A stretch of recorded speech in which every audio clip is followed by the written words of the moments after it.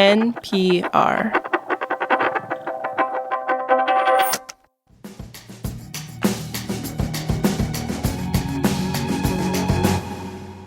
This is The Indicator from Planet Money. I'm Wailin Wong. And I'm Stephen Masaha. And Wailin, I have a confession. I love grocery shopping. Me too. It's like my weekend activity. I mean, it's so fun. I mean, it's the place where you could, buy crispy chili flakes and, a light bulb. There's, aisle after aisle of fresh fruit, and I love a bakery section. Yes, and every purchase of, a croissant or a box of ice cream bars provides the store with data. Data that's used to figure out how much to stock and how much to charge. Most of this data gathering is pretty passive. You weigh your lettuce, scan your card, and bam, new data. But recently, some grocery stores took that a step further. They gathered data by charging some customers more than others. On today's show, how much can you really trust you're getting the same price tag as someone else? We look at research and how grocers charge different customers different amounts for the same items on the shopping platform Instacart. And we ask what this could tell us about the future of the prices we all pay. This message comes from Capital One Commercial Bank. Your business requires commercial banking solutions that prioritize your long-term success. With Capital One, get a full suite of financial products and services tailored to meet your needs today and goals for tomorrow. Learn more at CapitalOne.com/commercial. Member FDIC. This message comes from Kachava. That wellness goal you set at the start of the year? It's not too late to stick with it and make your future self proud, especially with the all-in-one nutrition shake from Kachava. With 25 grams of protein, 6 grams of fiber, greens, adaptogens, and more. No fillers, no nonsense, just the highest quality ingredients. Stick with your wellness goals. Go to Kachava.com and use code NPR for 15% off. That's KACHAVA.com, code NPR. Think of Instacart like DoorDash, but for the supermarket. It lets shoppers buy groceries from the comfort of their home, either for pickup or delivery. And like DoorDash, the prices are often set by the store, not Instacart, sometimes at a markup.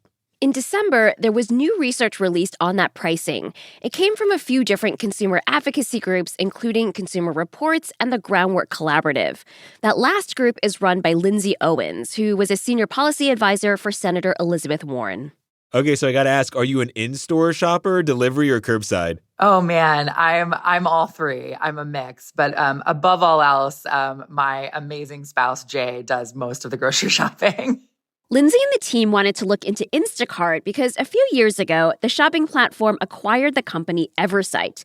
And Eversight uses AI to test prices. The researchers wanted to know if that was costing consumers money. We wanted to understand how much it could be adding up to for American families who purchase their groceries this way. So the researchers gathered together more than 400 shoppers for their own experiment. Folks were willing to take the time to log on to a Zoom call where we asked them each to fire up the Instacart app and put the exact same items in their grocery cart. Crucially, these shoppers were all ordering from the same physical store. What we found is across all of the shoppers in our sample and all of the items in our sample, 75% of the items were offered at different prices to different people.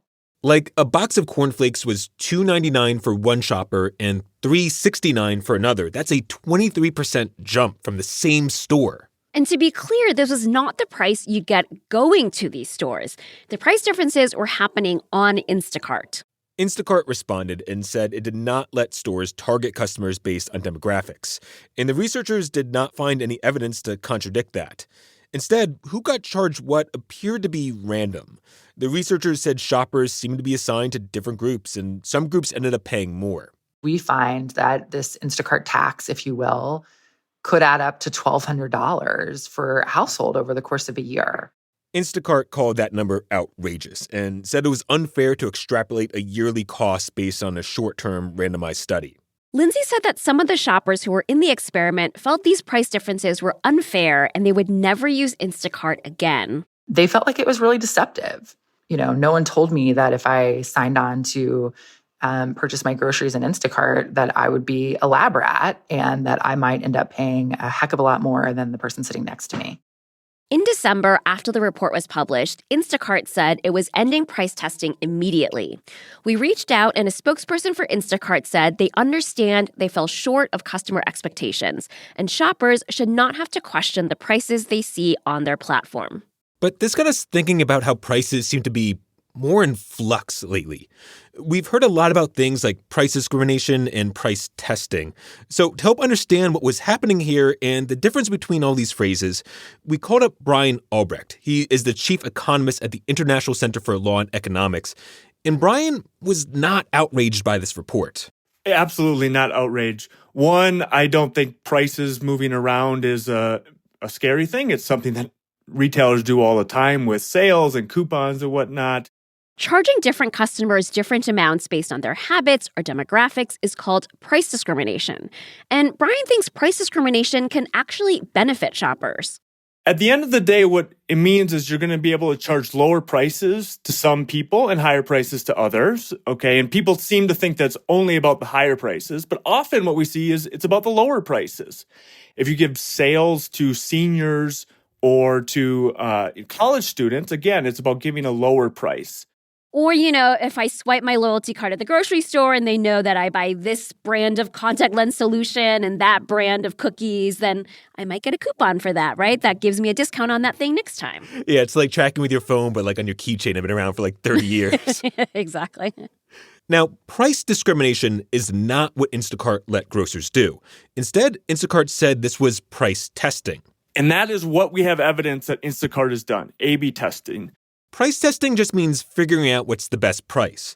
And the A/B testing version of that is where companies put different options in front of customers to see how they respond. Right. So this would be like, Steven, let's say we're both shopping for Parmesan cheese on Instacart from the same store.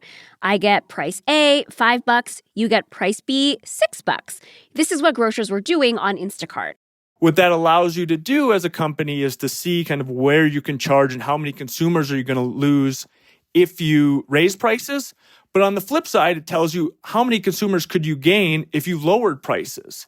Brian does not think what happened on Instacart is all that different from how shopping typically works. Sometimes you win and get a sale and pay less. Sometimes you pay more.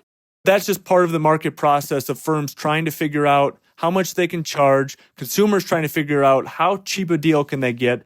And all of this is just the mess of markets every day.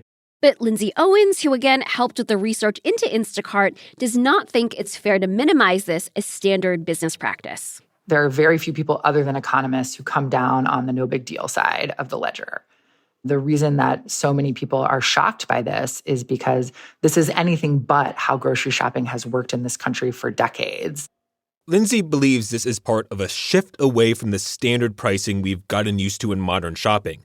Instead, she believes this is a step toward that same tech and data being used to serve up customers a personalized price in a way that goes way beyond coupons or senior discounts.